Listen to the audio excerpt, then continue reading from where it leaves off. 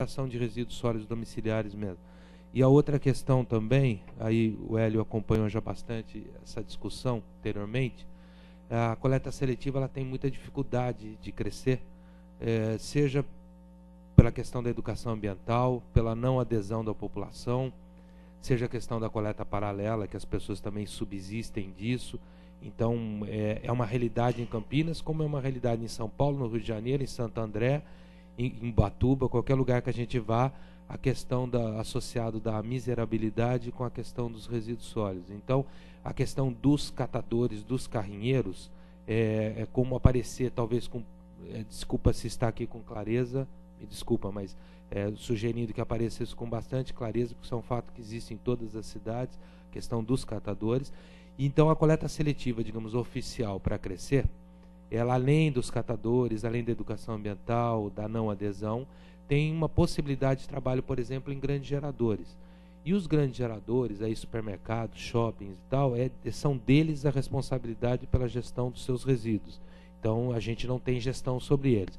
E, normalmente, esse grande gerador, ele ou comercializa o reciclável, ou ele destina para os funcionários, ou ele doa para uma entidade, ou ele troca pela coleta de orgânico até. Contrata lá uma empresa para fazer a coleta e doa. E a gente tem dificuldade em trabalhar esses grandes geradores para ter volume e para ter qualidade de material, para dar sustentabilidade, que hoje aqui em Campinas já são 15 cooperativas, 14 de resíduos sólidos e uma de óleo servido de cozinha. Então são 15 cooperativas já no município que estão com cobertor muito pequeno. Cobre a cabeça, descobre o pé. A gente ainda trabalha com uma necessidade muito de aumentar volume e aumentar a qualidade desse material que a gente coleta. Então aparece de alguma forma também, Hélio e vereador, por favor, aparece de alguma forma, e desculpa, eu estou perguntando, né? Deveria estar sabendo, mas aparece a questão dos grandes geradores, como trabalhar essa questão também, por favor.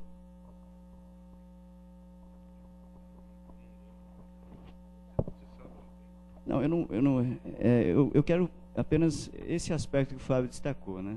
Eu já vi em cooperativa, inclusive em Barão, cooperativa Barão, né? Que é uma região que você tem resíduos pelo nível socioeconômico da população, pelo nível de informação ali no entorno da universidade, melhores condições, né? Eu vi ali os cooperados tomarem contato com esse resíduo trazido pelo consórcio, à época Ecocamp, né? Hoje Tecam, por exemplo, seringas utilizadas, medicamentos vencidos no meio do material reciclável.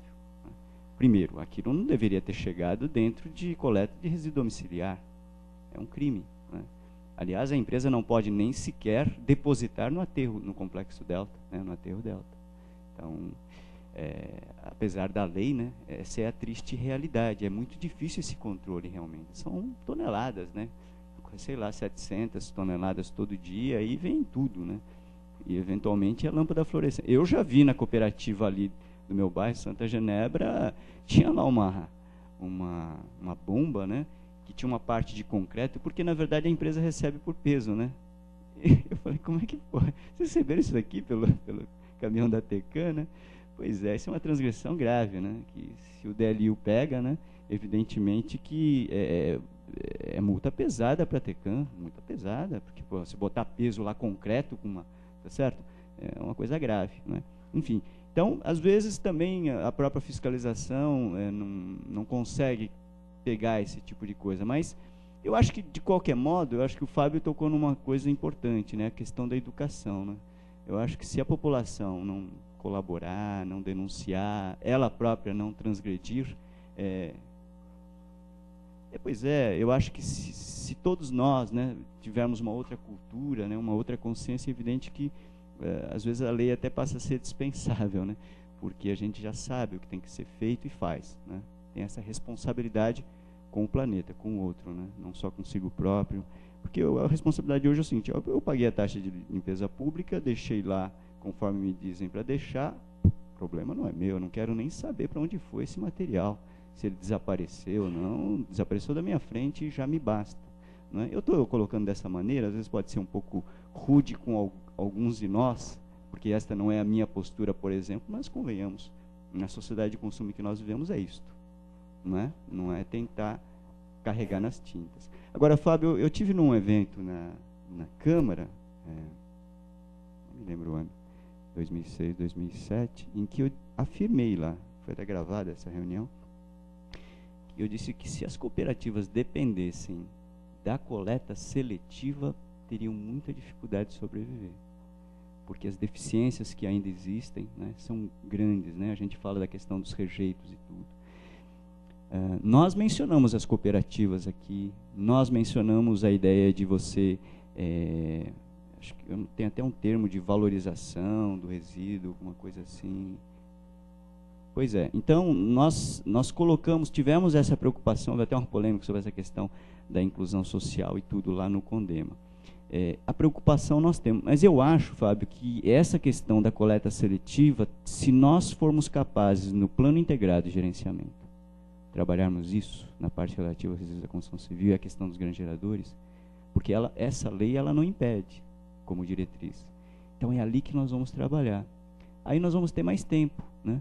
Claro que, embora tenhamos mais tempo, não sei, acho difícil nessa legislatura, mas ter como meta, por exemplo, o ano que vem, termos este plano, né, que contempla aí resíduos da construção civil, resíduos de serviço de saúde, resíduos domiciliares e a coleta seletiva, eu acho que é uma meta bastante, até porque o nosso mandato no CONDEMA não é como a Câmara, que termina este ano, né, vai até setembro do ano que vem. Então, nós podemos dar continuidade, eu continuo até lá coordenando a comissão de resíduos, né? Eu acho que a gente pode fazer a mesma coisa, tomando cuidado de manter o DLU sempre até o fim na discussão e não numa parte e depois perde o contato.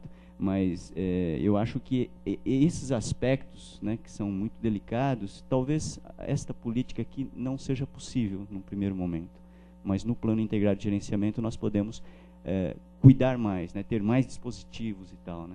Talvez até tecnicamente vai ser uma lei até mais complexa, inclusive, porque ela vai conter tantos mecanismos mais específicos, né? Mas, enfim, eu acho que é a hierarquia das leis, né? Sim, da taxa. Pois é, talvez você tenha razão, viu, vereador, da gente colocar lá que no caput mesmo, inserir a tarifa, fica as duas coisas, né? Porque o parágrafo é justamente para resíduos especiais, né? Aí você deixa as duas e pensa mais adiante. O dia que for possível ter uma tarifa, mensurar isso enfim, e cobrar do gerador dessa mensuração, ok. Mas hoje ainda a gente sabe que não é viável, né? A gente não tem ainda um precedente, pelo menos no Brasil não tem.